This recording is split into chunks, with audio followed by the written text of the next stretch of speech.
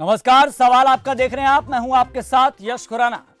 चुनौतियां जब तक सामने ना आए, जब तक खुद को भांपने का मौका नहीं मिलता, इसलिए कहते हैं चुनौतियों का होना बेहद जरूरी है। लेकिन क्या ये बात अर्थव्यवस्था के संदर्भ में खरी उतरती है, इस पर कहना थोड़ा मुश्किल है। लेकिन फिर भी अगर देखें तो लगता है भारतीय अर्थव्यवस्था के सामने कुछ ज्यादा ही चुनौतियां हैं। जिस भी क्षेत्र की तरफ देखो उधर चुनौतियां सामने खड़ी है और इससे उभर पाने की उम्मीद 1 फरवरी को पेश होने वाले बजट से है। खुद वित्त मंत्री निर्मला सीतारमण कह चुकी हैं कि यह बजट ऐसा होगा जो पिछले 100 साल में भी नहीं आया होगा। इस बात में कितना दम है, यह देखने वाली बात है।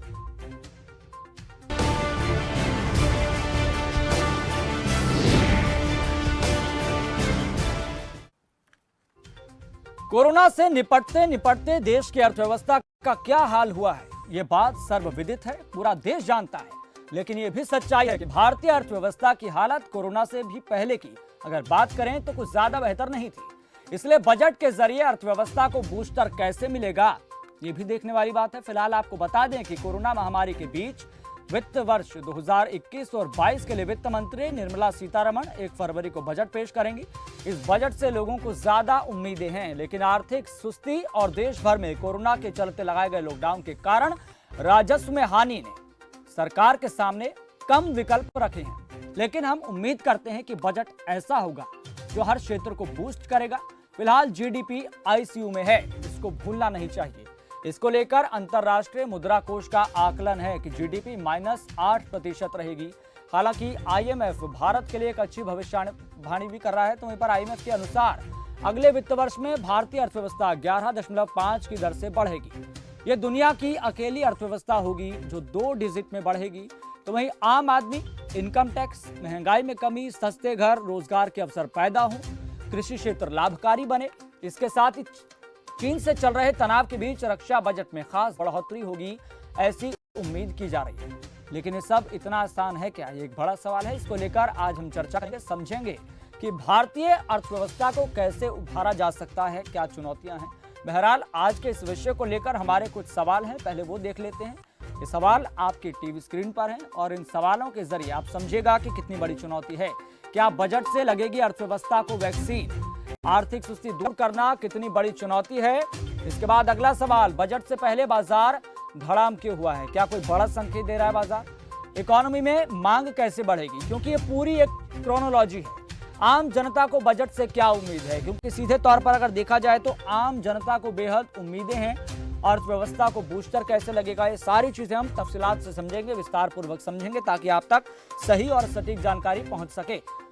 तो दर्शकों के लिए एक अहम जानकारी बता दें, लगातार दर्शकों के लिए नंबर खुले रहेंगे, लगातार आप कॉल कर सकते हैं, लगातार आपकी टीवी स्क्रीन पर नंबर फ्लैश होते रहेंगे। अगर आपका भी इस विषय से जुड़ा कोई सवाल है या फिर सुझाव है तो आप हमें सुझाव भी दे सकते हैं, और जो हमारे साथ जो पैनल जुड़ेगा आप उनसे सवाल भी पूछ सकते हैं, तो अपनी सारी शंकाओं को आप दूर कर सकते हैं। बढ़ते हैं, आपको बता दें हमारे साथ हमारे मेहमान जुड़ चुके हैं, तारुफ करा देते हैं। हमारे साथ प्रोफेसर विवेक सिंह अर्थशास्त्री हैं। सर, आपका बहुत बहुत स्वागत खबर फास्ट पर। सोमवीर शोरान हैं, राजनीतिक विश्लेषक हैं। सर, आपका भी बहुत बहुत स्वागत खबर फास्ट पर। प्रोफेसर विवेक सिंह, मैं आपके पास सबसे पहले आना चाहूंगा, बजट से अर्थव्यवस्था को वैक्सीन लगे, सरकार को बजट में क्या शामिल करना चाहिए, हर क्षेत्र को किस तरीके से उभारा जा सकता है? क्योंकि देखा गया कोरोना काल में सारे जो क्षेत्र थे, सारे जो सेक्टर थे, कहीं ना कहीं पूरी तरह से बंद पड़े थे। रोजगार पूरी तरीके से कई लाखों लोगों का छिन चुका था। लेकिन अब बजट आया है कोरोना काल के बाद, हालांकि कोरोना की स्थितियां पहले से बेहतर है, इस मामले में कोई दो राय नहीं है। लेकिन किस तरीके से उभारा जाए, बजट एक वैक्सीन के तौर पर काम करे जो अर्थव्यवस्था को लगे? जी यशी, सबसे पहली बात हमको समझना पड़ेगा कि भारतीय अर्थव्यवस्था जो है वो एक मजबूत अर्थव्यवस्था थी, लेकिन जो कोविड-19 का प्रभाव दुनिया के लगभग सभी अर्थव्यवस्थाओं पर पड़ा है। तो ऐसा नहीं है केवल भारतीय अर्थव्यवस्था पर पड़ा है, बट हमारी जो सरकार ने इसको अच्छे से संभाला है। ये बात आपने जो ठीक कहा कि जो इंटरनेशनल मॉनेटरी फंड है उसका एक अनुमान है, हालांकि कभी उसका अनुमान सही रहे ऐसा कोई गारंटी नहीं है। इस बारे में वो बात की बात है, देखने वाली बात है कि कितनी उसमें सच्चाई है। जी, तो उसने कहा है कि हमारी अर्थव्यवस्था जो है -8% हो सकती है, लेकिन अगले साल 11.5% इसमें बढ़ोतरी हो सकती है। तो जाहिर सी बात है गवर्नमेंट को जितने सेक्टर हैं सब सेक्टर से फोकस करना पड़ेगा। जी हमारी जो ग्रोथ रेट है उसको कैसे हम बढ़ाएं, क्योंकि इकोनॉमिक कंडीशन ठीक नहीं, सबको पता है। एक समय जी ऐसा था जब 23.9% की हमारी गिरावट जीडीपी में आ गई थी और लगभग 40 लाख करोड़ का नुकसान हुआ है देश को। जी अर्थव्यवस्था हमारी समस्या उसमें है। लेकिन एक बात मैं बोलना चाहूंगा कि जी जो ये बजट होगा, निर्मला सीतारमण जी ने खुद कहा है यह ऐतिहासिक होगा, क्योंकि 100 सालों के बाद ऐसी महामारी आई है और उसका प्रभाव पड़ना, नेगेटिव इम्पैक्ट हमारी इकोनॉमी पर पड़ना वाजिब था। लेकिन समस्या यह है कि हम कितनी जल्दी आर्थिक सुधार लाते हैं। जो हमारा बजट होने वाला है जी वो ग्रोथ ओरिएंटेड बजट होगा। महंगाई पर कंट्रोल करने की कोशिश की जाएगी और ऐसा हम मानते हैं, खास करके देखिए अगर आप गरीबों को पैसा देंगे, जी सबसे बड़ी समस्या यही है कि हम कैसे डिमांड को बढ़ाएं। अगर हम बिल्कुल, एक बार सबसे बड़ी डिमांड को बात यहाँ बढ़ा पर देते यही है। हैं तो जाहिर सी बात है हमारा, और डिमांड आपकी कैसे बढ़ेगी, अगर लोगों के पास क्रय शक्ति होगी, मीन्स उनके पास पैसा होगा और एम्प्लॉयमेंट देना पड़ेगा। तो एम्प्लॉयमेंट पे ठोस काम करना पड़ेगा, महंगाई पर आपको नियंत्रण करना पड़ेगा, इंफ्रास्ट्रक्चर पर जोर देना पड़ेगा और जाहिर सी बात है हमारी पड़ोसी देश 3 है, पाकिस्तान है, तो रक्षा क्षेत्र में ज्यादा हमें जो है पैसा खर्च करना पड़ेगा इस बार। और सबसे लास्ट में मैं बात जी बोलूंगा कि जो इनकम टैक्स स्लैब है, जी सरकार को इस बार उसमें कमी करनी चाहिए। इनकम रेट का, जो इनकम टैक्स का स्लैब है उसको घटाना चाहिए, बढ़ाने की तो कोई उसको गुंजाइश नहीं है, क्योंकि लोगों के पास ऑलरेडी जॉब नहीं है, ऑलरेडी उनके पास पैसा नहीं है। जी हमारी जो है लोगों के पास क्रय शक्ति कम हो गई, उसको बढ़ाना है और गवर्नमेंट को ज्यादा खर्च करना पड़ेगा। सबसे बड़ी बात है, अगर आपको डिमांड क्रिएट करना है मार्केट में तो ज्यादा पैसा खर्च करना पड़ेगा, सरकार को ज्यादा पैसा खर्च करना पड़ेगा और हमें नहीं सोचना है कि हमारा जो डेफिसिट है वो कितना बढ़ेगा। तो बिल्कुल, अगर 3.5 मैं यही आपसे कुछ भी पूछने हो, वाला था हमें पैसा प्रोफेसर खर्च विवेक करना सिंह, मैं आपसे पड़ेगा। यही पूछने वाला था। अगर ऐसी स्थिति में राजकोषीय घाटा, जाहिर सी बात है सरकार कह रही है कि 7% तक बढ़ सकता है, तो क्या जी सरकार को इस बारे में क्या ध्यान नहीं देना चाहिए? क्योंकि जितने भी बिल्कुल लक्ष्य रहे, सरकार को। 2019 का रहा हो चाहे 20 का रहा हो, जी 3.5% का रहा, लेकिन अब इस बार हो सकता है कि वो बढ़ जाए, यानी कि बजट भी अब की बार ज्यादा होगा, जी राजकोषीय घाटा है वो ज्यादा बढ़ सकता है, लेकिन रिवेन्यू कम है। सबसे बड़ी चुनौती ये है। जी। वैसे अगर आप देखिए जो डायरेक्ट टैक्स है, जो इनकम टैक्स का कलेक्शन है, अगर आप देखिए तो उसमें एक बहुत बड़ा गैप था, जी जो कि लगभग आप देखिए तो सितंबर 2020 तक उसमें 20% का गैप था। लेकिन जी अभी दिसंबर जो एंड हुआ है उस महीने में लगभग 9.9% का गैप है। तो इतनी बड़ी मुश्किल नहीं है, हो सकता है 3 महीने का जो गैप है जो खत्म हो जाए। सरकार के पास रेवेन्यू की तो एक प्रॉब्लम हो सकती है, लेकिन जीएसटी का कलेक्शन अच्छा हो रहा है और इसके अलावा बहुत सारे नए स्टेप्स उठाए गए हैं, जैसे कि ई इनवॉइस वगैरह को लाया गया है, इससे जीएसटी कलेक्शन बढ़ा है। जी इसके साथ साथ रेवेन्यू का तो एक बहुत बड़ी प्रॉब्लम नहीं है, जो आपने कहा राजकोषीय घाटा।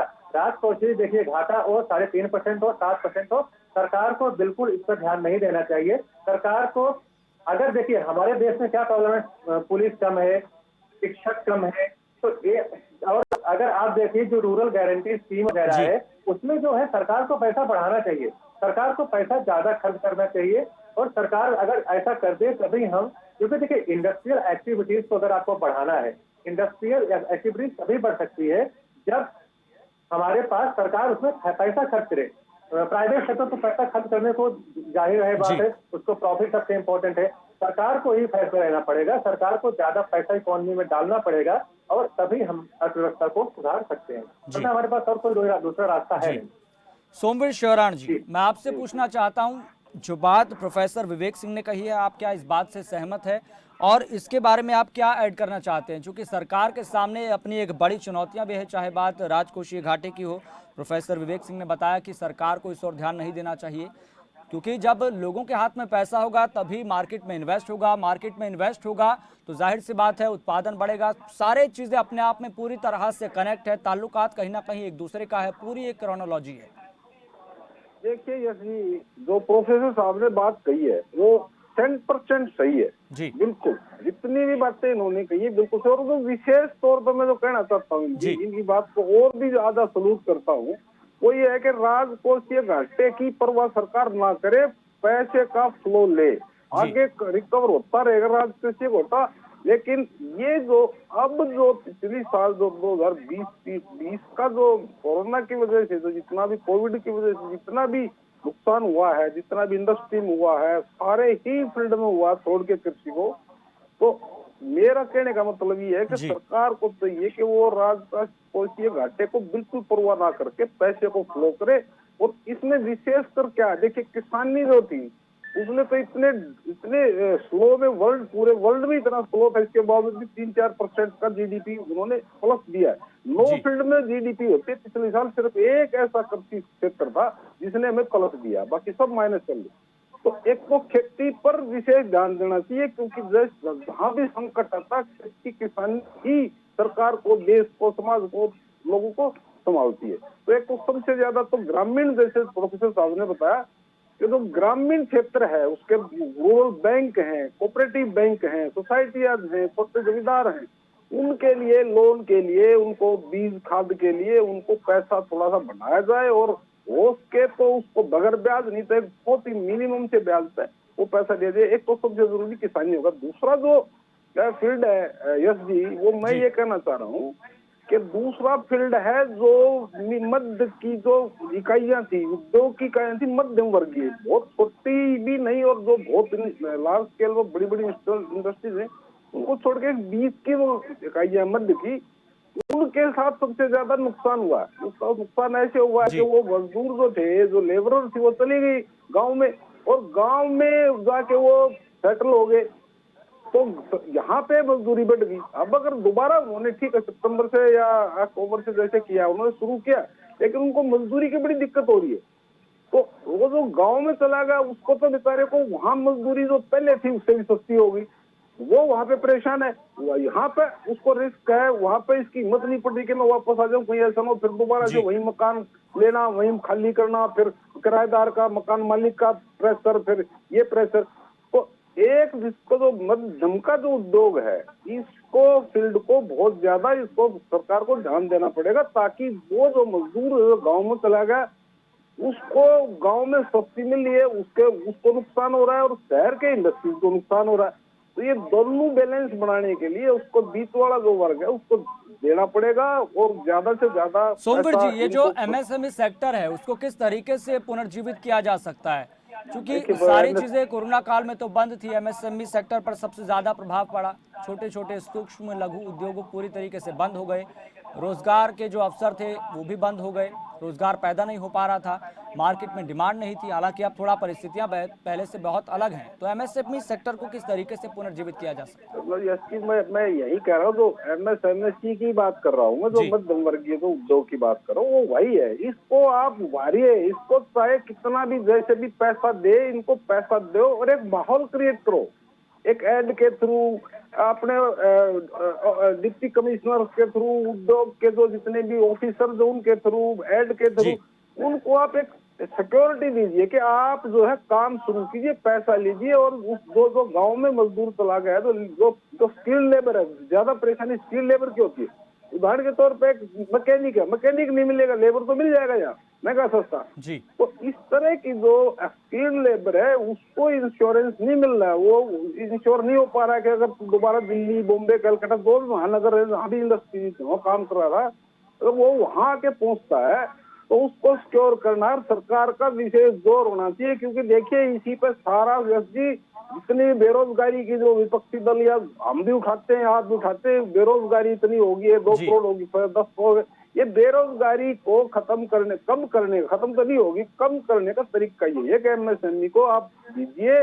बड़े इंडस्ट्री चल रही है, उनमें काम हो रहा है, वो हो जाएगा। वो तो बल्कि देखिए ऑटो वगैरह, ऑटो सेक्टर है या दूसरे रियल एस्टेट सेक्टर, तो सितंबर के बाद जी। बहुत बड़े हैं, लेकिन एमएसएमई जो है वो वहीं की वहीं खड़ी है। उसकी वजह यही है कि उसके पास एमएसएमई का जो इंडस्ट्रियलिस्ट है, वो उद्योग लगाता है, उसके पास इतना नहीं होता कि वो साल से महीने घर से बैठ के खा ले, या कोई दूसरे जो उसके इक्विपमेंट है उनका मेंटेनेंस करे, या जो रॉ मटेरियल कहीं से ले उसके लिए एडवांस पैसा उसके पास नहीं होता। जी। तो ये सबसे बड़ी दिक्कत है। ज्यादा मैक्सिमम जो रोजगार है वो एमएसएमई देती है, बिल्कुल। और क्योंकि देखिए एक तो खुद ही है वो, अब लेबर आएगा। अब आप उदाहरण के तौर पर आप गुड़गांव में देख लीजिए, आप गुड़गांव बैठे मान लो, तो गुड़गांव में अगर एमएसएमई ठीक होगी तो लेबर आएगी, स्किल लेबर आएगी, उसके साथ आएगी, तो वो ढाबे पर खाना खाएगी, किराने से वो खरीदेगी, अनाज खरीदेगी, मकान किराया देगा, किराए वाला टैक्स देगा, किराया वाला और कुछ खरीदेगा।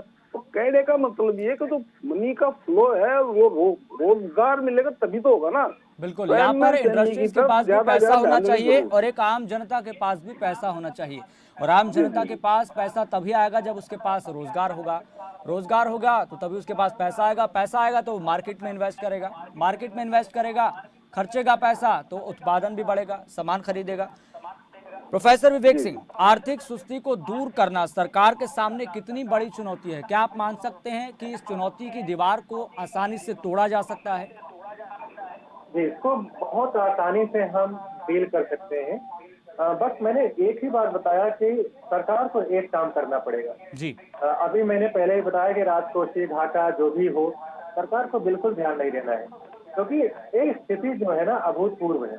ऐसी स्थिति पहले कभी आई नहीं थी, जबकि सारी की सारी इंडस्ट्रियल एक्टिविटीज बंद हो गई जी। अब समस्या आई है कि आप अगर लोगों को रोजगार दीजिए, लोगों के पास रोजगार की कमी है। अब मुझे बताइए, आप पूरे देश में ऐसा कौन सा स्टेट है जहाँ पे लोग बेरोजगार नहीं है? सबसे बड़ी और सबसे बड़ी समस्या देश की यही है कि हमारे पास रोजगार नहीं है, लोग पढ़े लिखे बैठे, उनके पास कुछ काम धंधा नहीं है। तो जाहिर सी बात है सभी प्रॉब्लम्स की जो जड़ है ना वो बेरोजगारी है। अब इसको दूर करने के लिए सरकार के पास एक सुनहरा विकल्प है। सरकार पहले बात अपना इन्वेस्टमेंट पर ध्यान दे, ज्यादा इन्वेस्टमेंट करे और लोगों को ताकि रोजगार मिल सके। और जहां तक रोजगार की बात है, देखिए हमारे यहाँ पे दो सेक्टर हैं, एक है जो हमारा प्राइमरी सेक्टर, वो रोजगार देता है बहुत, दूसरा हमारा है जो अभी जो हमारे राजनीतिक विश्लेषक उन्होंने बताया सोमवीर जी ने कि देखिए एमएसएमई सेक्टर जो है हमारे देश में लगभग 6.5 से 7 लाख यूनिट्स हैं जो कि एमएसएमई सेक्टर में आती है। और किसी भी देश की इकोनॉमी तभी डेवलप कर सकती है जब आपके देश की एमएसएमई सेक्टर जो है वो अच्छा परफॉर्म करे। और यहाँ के एमएसएमई सेक्टर को आप उनको ज्यादा से ज्यादा उनको लोन प्रोवाइड किया जाए, ज्यादा से ज्यादा उनको सुविधाएं दी जाए। और एमएसएमई सेक्टर से लाखों करोड़ों लोगों को रोजगार मिल सकता है। और वो पैसा जब आएगा लोगों के हाथ में तो डिमांड बढ़ेगी, डिमांड बढ़ेगी तो इंडस्ट्रियल एक्टिविटीज बढ़ेगी और हमारी इकोनॉमी। बिल्कुल, ये यहाँ पर एक पूरी एक क्रोनोलॉजी है। प्रोफेसर विवेक सिंह, मैं आपके पास लौटूंगा, हमें यहाँ पर एक छोटे से ब्रेक के लिए रुकना होगा। सोमवीर शोराना आप भी हमारे साथ बने रहिए, विवेक सिंह जी आप भी हमारे साथ बने रहिए। तो हम बात कर रहे हैं कि आखिरकार 2021 और 22 के बजट से आखिरकार जनता को क्या क्या उम्मीदें हैं, उसके हाथ में किस तरीके से पैसा आएगा, हर क्षेत्र को किस तरीके से उभारा जा सकता है। यहाँ पे छोटे से ब्रेक के लिए जल्द हाजिर होंगे।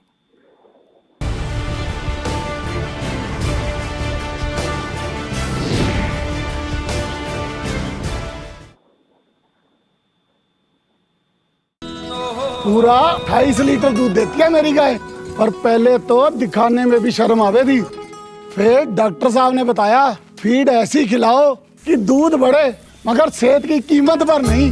असीस मिल्क श्योर 30 भरपूर दूध देने वाले पशुओं के लिए पोषण से भरपूर आहार। इसके शक्तिशाली तत्व दूध देने की क्षमता बढ़ाते हैं, साथ ही साथ पशु की सेहत भी बनाते हैं। कंपटीशन में जाग रहेगी एक दिन। बेहतर दूध बेहतर स्वास्थ्य। आप रोगों से परेशान हो या अंग्रेजी दवाओं से, विभिन्न प्रकार के टेस्टों से परेशान हैं या डॉक्टरों से, किसी भी प्रकार के रोगों के समाधान के लिए एक बार आइए नाड़ी वैद्य काया क्लब और पाइए अपने सभी रोगों का आयुर्वेद में सही इलाज।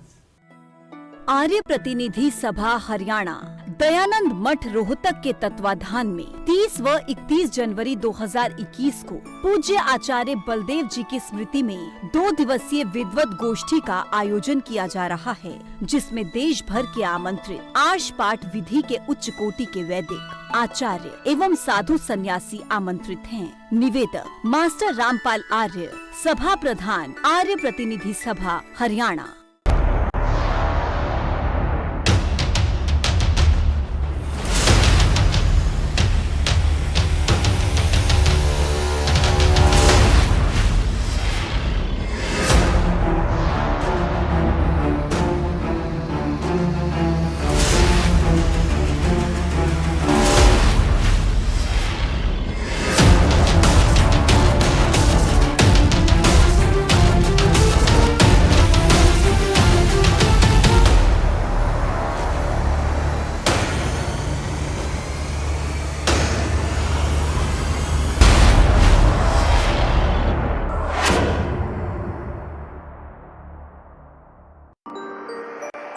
सांग ड्रामा भजन रागनी गावे सब कलाकार सुनो VSPL यूट्यूब चैनल पे रंगों की झनकार सुनो VSPL यूट्यूब चैनल पे रंगों की झनकार सुनो।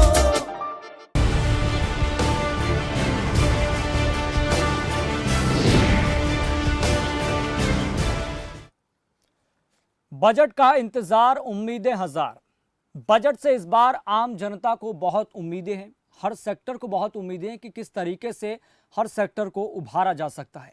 तो वहीं पर कोरोना काल में जिस तरीके से अर्थव्यवस्था का जो हश्र हुआ है वो पूरी दुनिया जानती है, पूरा देश जानता है। हालांकि हमारे देश के साथ नहीं हुआ, पूरी दुनिया पर इसका असर देखने को मिला है। लेकिन हम अपने देश के संदर्भ में बात करेंगे और आपको बता दें 1 फरवरी को वित्त मंत्री निर्मला सीतारमण एक ऐसा बजट पेश करने वाली है उनके अनुसार कि जो पूरे 100 साल में ऐसा बजट कभी भी पेश नहीं हुआगा। यानी कि इसका मतलब यह है कि हर सेक्टर में कुछ एक बड़ा निवेश हो सकता है, कुछ बड़ा आवंटन हो सकता है, इसकी उम्मीद हम कर रहे हैं। हमारे साथ हमारे दोनों मेहमान जुड़े हुए हैं, प्रोफेसर विवेक सिंह अर्थशास्त्री हैं और सोमवीर शिवराण राजनीतिक विश्लेषक हैं। प्रोफेसर विवेक सिंह, बजट से पहले बाजार का धड़ाम होना एक इस बात का संकेत है कि कोई बड़ा संकेत है, चूंकि देखा यह गया कि अभी 2 से 3 दिन पहले तक बाजार के सेंसेक्स ने 50,000 तक का आंकड़ा छू लिया था। लेकिन ये एक अंतर विरोध यहां पर देखने को मिला कि अर्थव्यवस्था तो गर्त में है लेकिन जो बाजार है वो लगातार ऊपर जा रहा था। लेकिन अगर आज की बात करें तो बाजार लगातार गिरावट की ओर इशारा कर रहा है। क्या कोई ये बड़ा संकेत है? देखिए, अगर आपको याद हो तो जो हमारा जो सेंसेक्स है, एक समय था जब कोरोना जब शुरू हुआ था जी, तब लगभग 42,000 था जी, और एक समय आ गया जब 28,000 पे आ गया जी, और उसके बाद फिर इसमें बढ़ोतरी हो गई जी। तो देखिए, बाजार यह सोचता है और उसमें ये होता है कि वो अनुमान पे चलता है, उसको लगता है कि हो सकता है निराशाजनक बजट हो।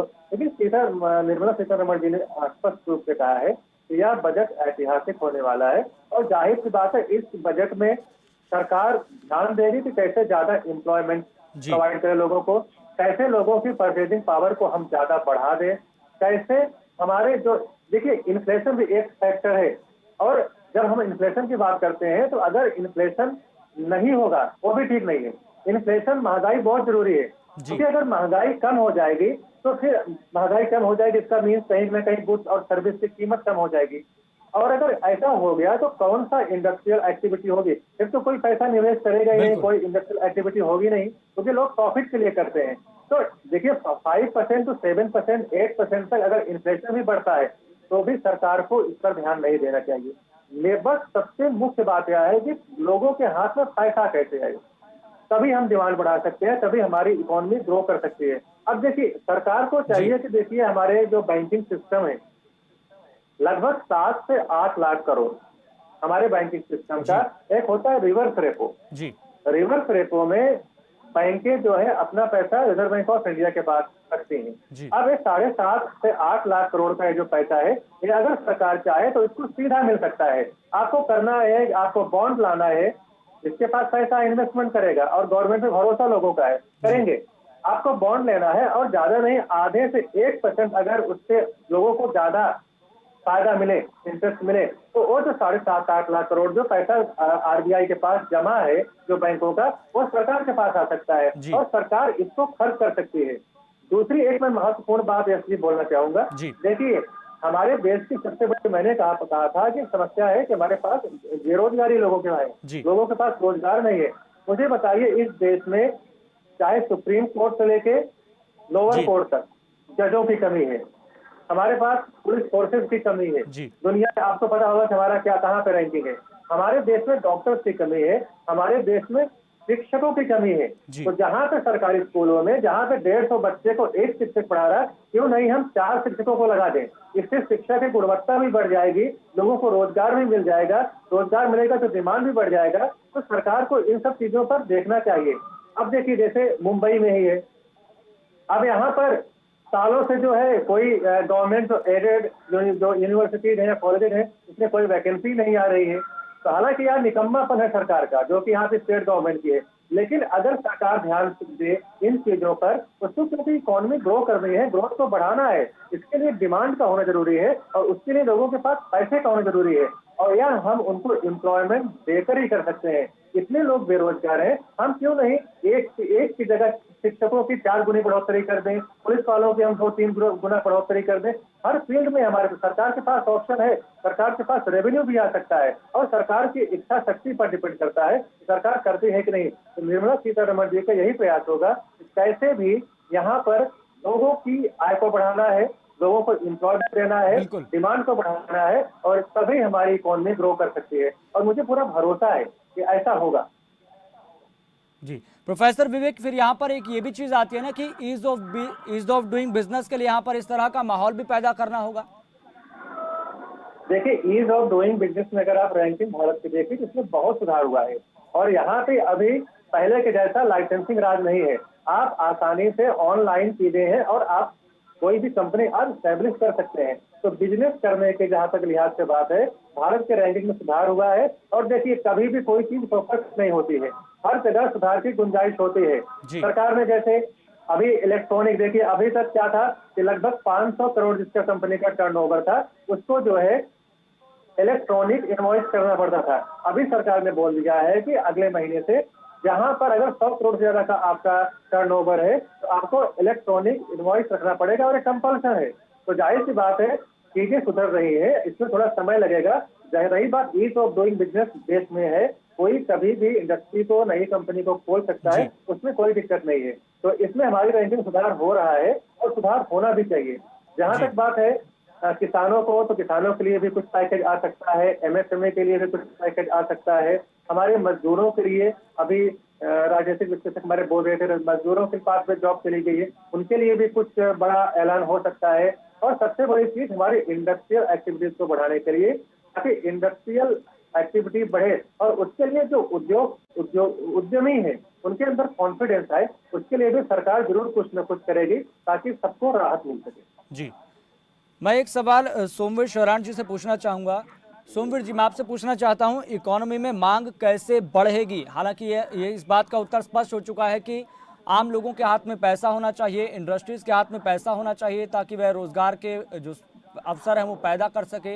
रोज़गार पैदा होगा तो जनता के हाथ में पैसा भी आएगा, वो इन्वेस्ट भी करेगा। लेकिन क्या लोन वितरित करना और इंसेंटिव देना जनता को, क्या ये इतना काफ़ी होगा अर्थव्यवस्था को बेहतर करने के लिए, हर सेक्टर को बेहतर करने के लिए? देखिए, ऐसा कि जैसे हमारी वित्त मंत्री जी कह रही हैं जी कि बहुत आत्मविश्वास से कि इतना ऐतिहासिक बजट होगा, तो उनका कोई ना कोई प्रोग्राम बना हुआ है। और उदाहरण के तौर पे अगर हम देखते हैं कि इकोनॉमी की जैसे IMF का अगले बार बढ़ेगी, घट तो नहीं रही, बढ़ रही है, उसका थोड़ा सा भी अगर 10-20% भी कम कर दे, कोई 8-9 भी जाती है तो इकोनॉमी बहुत उछाल आएगा। तो ये कॉन्फिडेंट है इनका अपना एक प्रोग्राम। अब आप थोड़ी सी बात देख लीजिए, कोविड की देख लीजिए। पहले अगर ऐसा होता, मैं किसी पार्टी की आलोचना नहीं कर रहा पहले के, ना मैं प्रशंसा कर रहा हूँ, बट एक उदाहरण बता रहा हूँ आपको कि पहले का टाइम अगर होता तो हमारे यहाँ ऐसी दवाइयाँ होती थी, जैसे कोविड के लिए हमने 2 दवाइयाँ बना ली, 2 वैक्सीन बना लिए, और ये बजाय आयात करने के हमारी नीयत और कैपेसिटी ये बनी होगी हम इसको निर्यात करें, बाहर से निवेश आए, पैसा आए बाहर से। तो इसी तरह से जो प्रधानमंत्री जी, जो वित्त मंत्री या दूसरी जो सरकार के अंग हैं, जैसे ट्रांसपोर्टेशन है, रोड एंड पुल है, इनमें कितना बड़ा रोजगार मिलता है, कितना बड़ा आगे रोजगार बढ़ता है। तो ये लोग ये कोई ना अपना ये एक सिस्टम बनाया हुआ है, क्योंकि आस्थावान ये इसलिए है कि IMF ने इनको सपोर्ट दे दिया कि आप 2 डिजिट में आपकी ग्रोथ जारी है।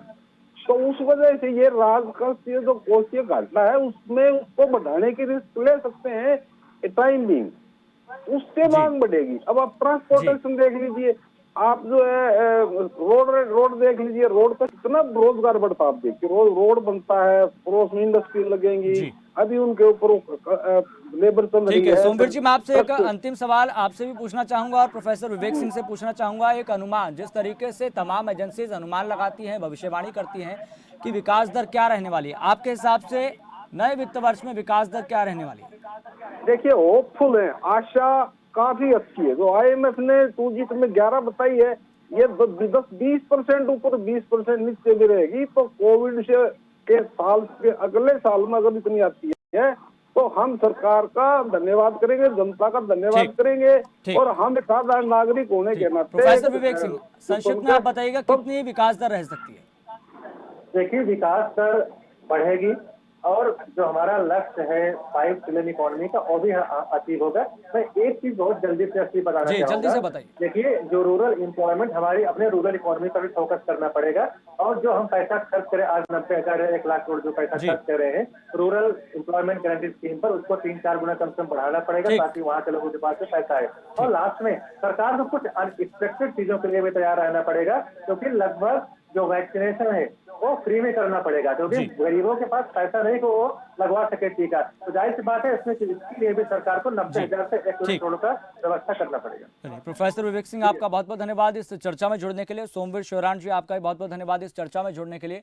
तो यहाँ पर देखने वाली बात ये होगी कि बजट में क्या कुछ खास रहने वाला है, किस क्षेत्र के लिए कितना आवंटन होगा, कितना पैसा आवंटित किया जाएगा। और देखने वाली बात यहाँ पर ये है, जो तमाम एजेंसी जो भविष्यवाणी कर रही है वो कितना सच्चाई में तब्दील हो पाती है। फिलहाल सवाल आपका में इतना ही, मुझे दीजिए इजाजत, देखते रहिए खबर फास्ट।